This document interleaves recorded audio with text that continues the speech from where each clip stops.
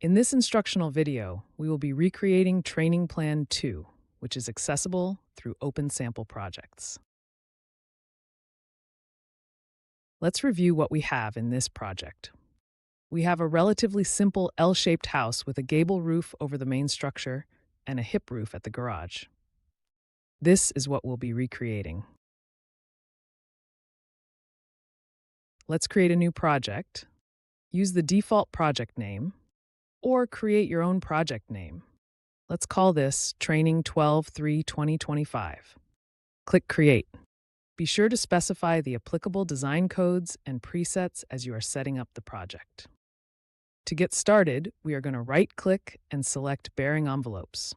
Define your bearing height and thickness for the walls. I'm just going to use the defaults here, but be sure to specify properties to meet your project requirements. We're going to use the direction and length input mode. Let's start with 30 feet to the right. You can either hit Insert and repeat or simply use the keyboard's Enter key, which I'll be demonstrating. So we're going to click down 12 feet and press Enter. Right 21 feet and press Enter. Up 20 feet and press Enter. Up 15 feet and press Enter. Then left 51 feet and press Enter. And then to close this out, we can use point selection and snap to our point. Click Insert and Close. Let's change our garage walls from 2x6 to 2x4. Hold down the Control key to filter selection to bearings. Holding Control, I'm going to select my bearings by dragging the mouse. Change the thickness to 3.5 inches.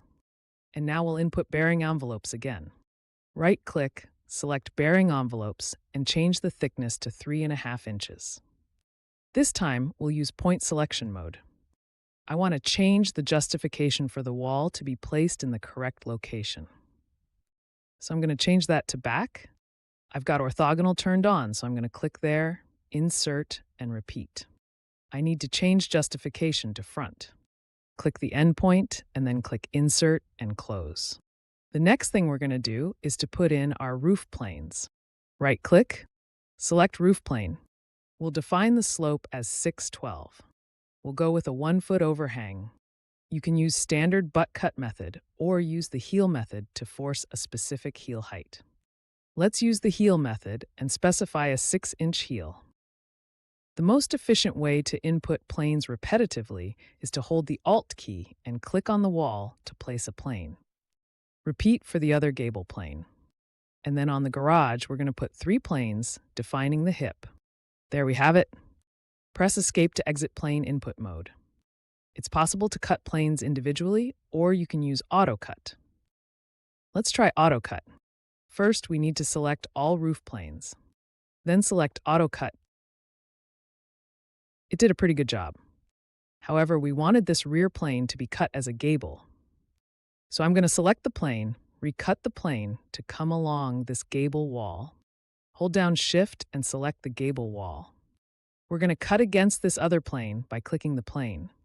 Hold down Shift again to cut against the left gable wall. And click Finish Cutting. We need to recut this right garage plane next. Select the plane, right-click, and select Recut Plane. I'm going to cut against the garage planes and the main front plane to create this valley. Finish cutting. We need to recut the final plane to include the valleys.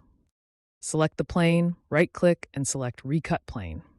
Shift-click the left gable wall, click the rear plane, shift-click the right gable wall, and then click the side garage planes to create the valleys.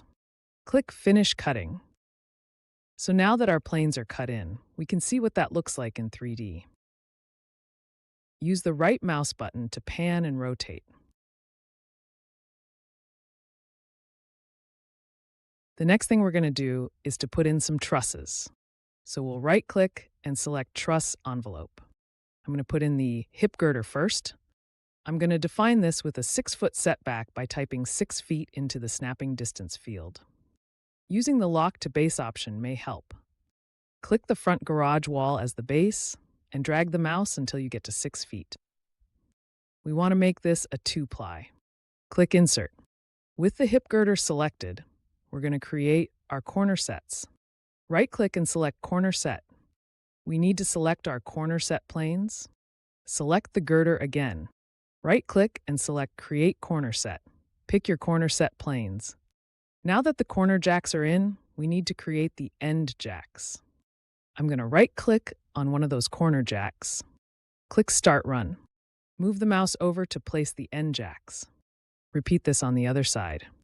That's terrific. So we've got our hip system in. Let's continue adding trusses. There are a few ways we could frame this, but I'm going to define a girder truss here at this wall. We're going to make that a 2-ply.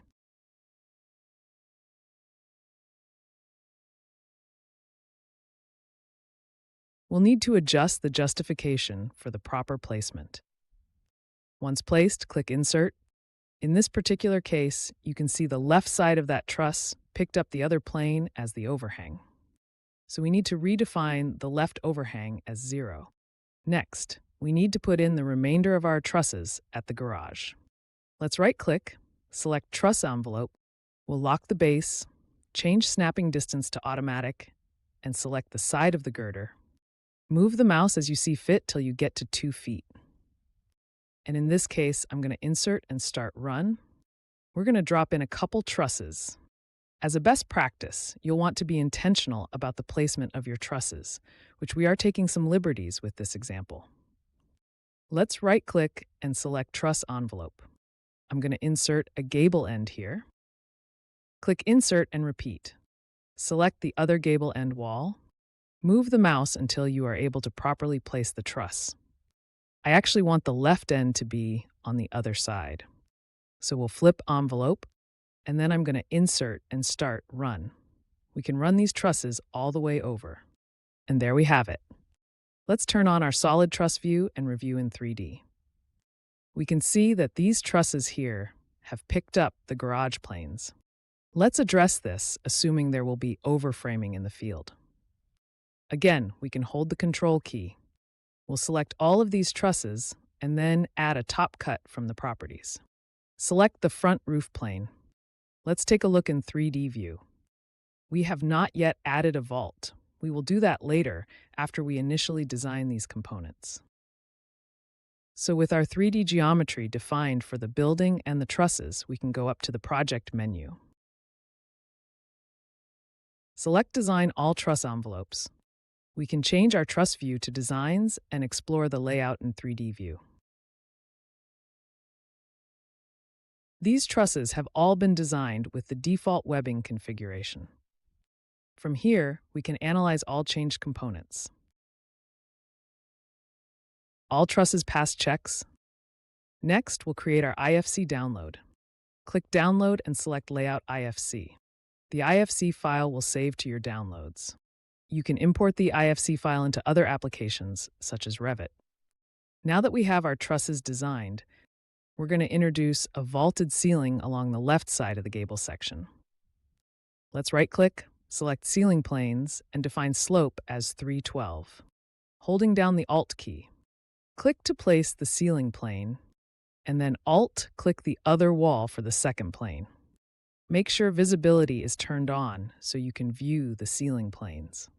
Next, let's cut the ceiling planes using a similar process as with roof planes. Select the ceiling plane, right-click, and cut plane. I'm going to hold down Shift to cut against this wall. We're going to select the front plane, hold down Shift to cut along the left gable wall, and finish cutting. We'll repeat by cutting the other ceiling plane. Shift-click to get the gable, click the rear ceiling plane, hold down Shift, and click to get the bearing edge, and finish cutting. Take a look at this in 3D. We can see that the planes are properly cut in. Notice that the component designs don't automatically conform to the new ceiling planes, though the truss envelope solids do. We'll need to regenerate the designs to recognize the new ceiling planes. We'll hold down Control again. Select these trusses by using Sweep Select with the mouse. Right-click, and now we can regenerate our components. Enable 3D view, and we can see our truss designs are now vaulted. We're going to analyze all changed components. They all pass checks. This is when it's suggested to review the individual trusses. Finally, we can download individual component IFC files for selected components, or we can download the layout IFC, which includes all the layout trusses, including the updated scissor trusses. The IFC files output to your Downloads folder. From there, you can bring them into any application that imports the IFC format. And that will do it for this instructional video.